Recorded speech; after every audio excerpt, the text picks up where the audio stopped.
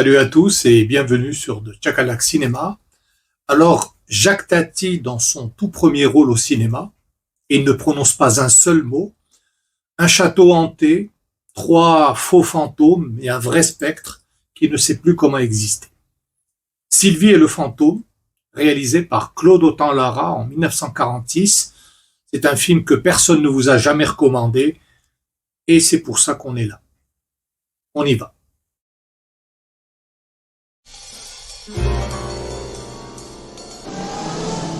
Ici 45-17, bien reçu, terminé. Vas-y, allez, fais-moi plaisir.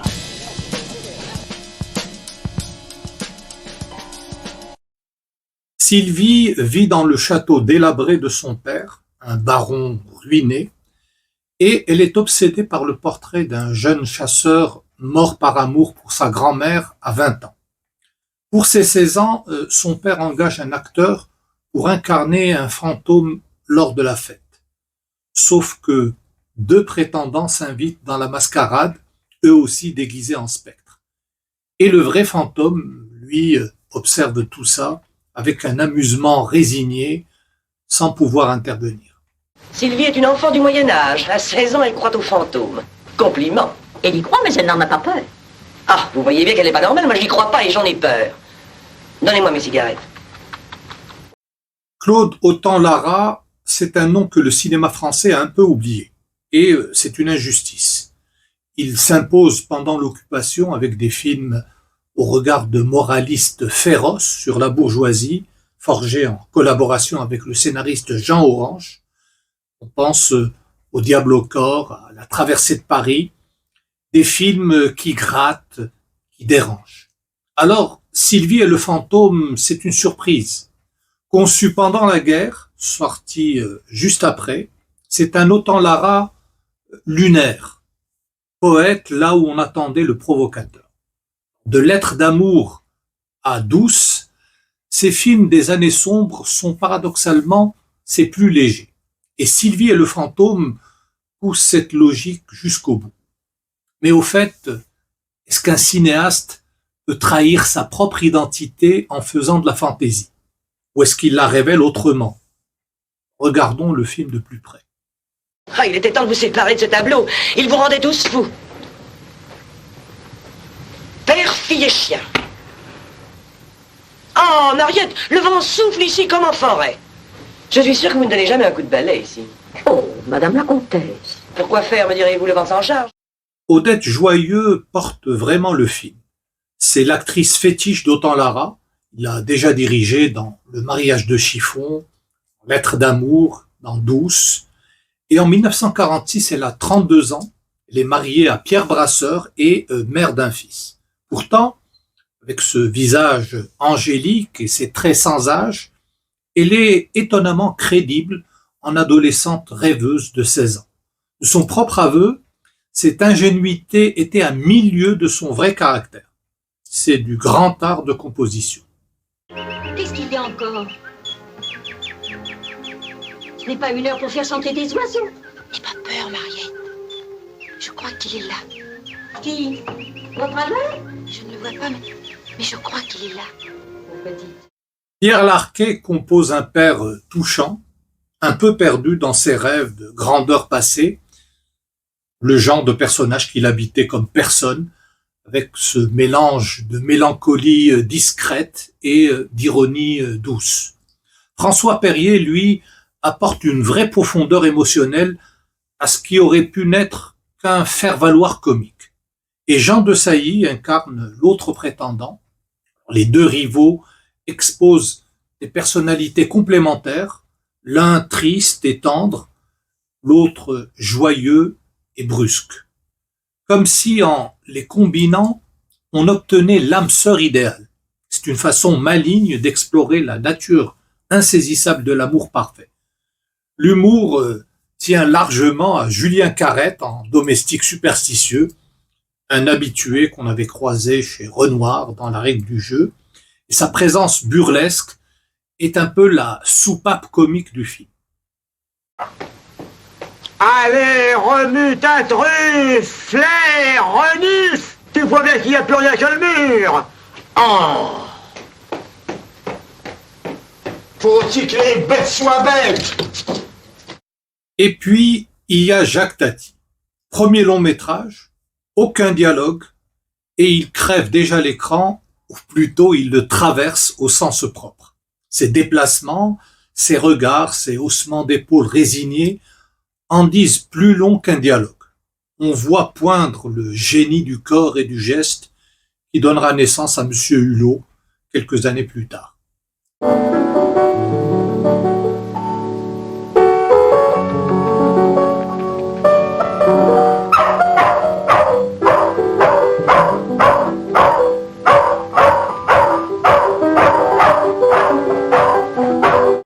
Le film se situe à mi-chemin entre le fantastique poétique des Visiteurs du Soir, par exemple, de Marcel Carné, et la comédie romantique vaudevillesque qu'Othon Lara avait développée lui-même dans Douce. Un acteur engagé, un amoureux transi, un voleur évadé, tous déguisés en spectres, et le vrai fantôme qui ne sait plus comment se faire remarquer. C'est du théâtre filmé dans le meilleur sens du terme. Attends un peu! Hector, je te défends. Ah, excusez-moi, mademoiselle Sylvie, mais il me ferait sortir de mes gants! Allons, viens, Pyram, allons, viens! Allons, sois raisonnable! Allons, viens, Pyram, allons là! Viens, Pyram, allons... On dirait vraiment qu'il a vu quelque chose. Alors, en ce qui concerne les effets spéciaux, nous avons 100 plans truqués. Un record pour le cinéma français des années 40. L'effet de transparence était réalisé en filmant à travers une vitre avec 2 décors identiques superposés. Alors évidemment, il n'y avait pas d'ordinateur, pas de numérique, juste de l'ingéniosité, de la lumière et du verre. Et ça fonctionne parce que ça garde une fragilité que le numérique n'aurait probablement pas su restituer. Sous le vernis de la comédie, Sylvie et le fantôme posent une question plus sérieuse. L'univers imaginaire de l'adolescence, les princes charmants, le grand amour, se heurtent avec douceur au monde réel. Sylvie ne tombe pas amoureuse d'un homme vivant, elle tombe amoureuse d'une image, d'un idéal qui n'a jamais eu à affronter la trivialité du quotidien. Le fantôme est parfait parce qu'il est mort. C'est une méditation douce amère sur les rêves impossibles et sur ce qu'il faut lâcher pour grandir. Mais si voulait se montrer à vous depuis le temps, il y serait bien arrivé. Si c'est pas comment faire, il n'a qu'à demander aux autres fantômes comment ils font. Allons, rendormez-vous, mademoiselle. Il n'y a personne. Tu as raison. Il n'y a personne. Laissez la porte ouverte si vous voulez appeler.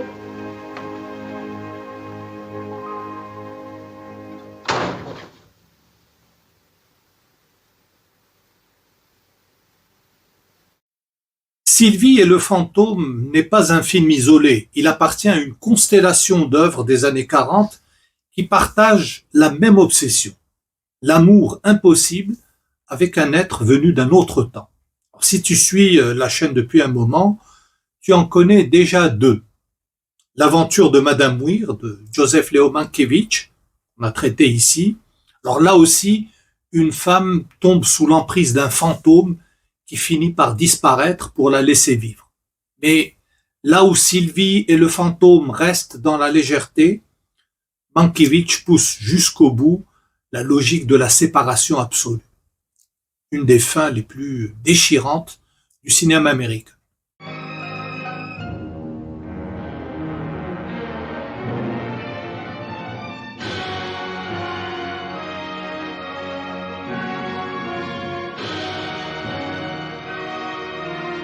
Et puis, il y a le portrait de génie de William Dieterle, réalisé en 1948.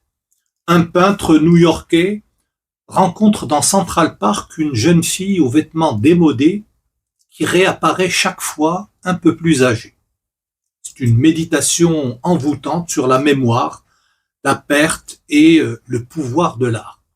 La photographie de Joseph August compose chaque plan comme un tableau en mouvement. Et la musique de Dimitri Tiomkin, qui réorchestre du Debussy, donne au film une texture sonore inoubliable. Boudé à sa sortie, classique aujourd'hui, un film vraiment formidable. Jenny, what is it that makes a man and a woman know that of all the other men and women in the world, they belong to each other?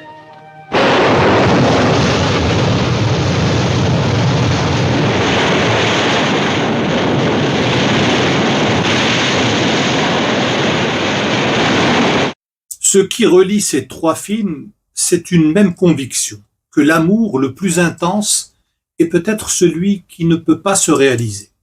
Sylvie le pressent intuitivement, Madame Muir l'accepte avec résignation, et le peintre Ibn Adams court littéralement après ce fantôme jusqu'à risquer sa vie. Trois façons d'aimer l'impossible. Sylvie et le fantôme est un de ces films qui ne prétendent pas à la grandeur et qui vous laisse pourtant un souvenir délicieux. Un film qui sent le château humide, les robes de bal, les bougies qui vacillent. Il est tendre sans être niais, il est fantaisiste sans être superficiel, et qui révèle un Autant Lara insoupçonné, poète là où on attendait le provocateur. Si vous avez encore une âme d'enfant capable de croire aux fantômes, ce film est fait pour vous. Avant de nous dire au revoir, je tiens à vous montrer quelques-uns des films mentionnés dans cette vidéo et que je possède en format physique dans ma collection. Et je commencerai par L'aventure de Madame Muir de Joseph Leo Mankiewicz dans cette édition espagnole Blu-ray, El Fantasma y la Señora Muir, Rex Harrison et la sublime Gene Tierney, le disque avec sa sérigraphie. Ensuite, Le portrait d'Eugénie de William Dieterle, magnifique Jennifer Jones, avec aussi Joseph Cotten dans le rôle du peintre, un slipcover et La marée noire et le disque. Nous n'avons pas de bonus à part une bande-annonce. Et pour terminer, je vous montre ce coffret, le cinéma français d'après-guerre, avec Sylvie et le fantôme de Claude Autant-Lara, Bagarre d'Henri Calef, Pétrus de Marc Allégret et La Chartreuse de Parme de Christian Jacques. Coffret DVD avec son fourreau et un digipack qui vient ainsi avec ses illustrations. On peut voir Gérard Philippe, Fernandel et les disques. Si on peut voir Sylvie et le fantôme.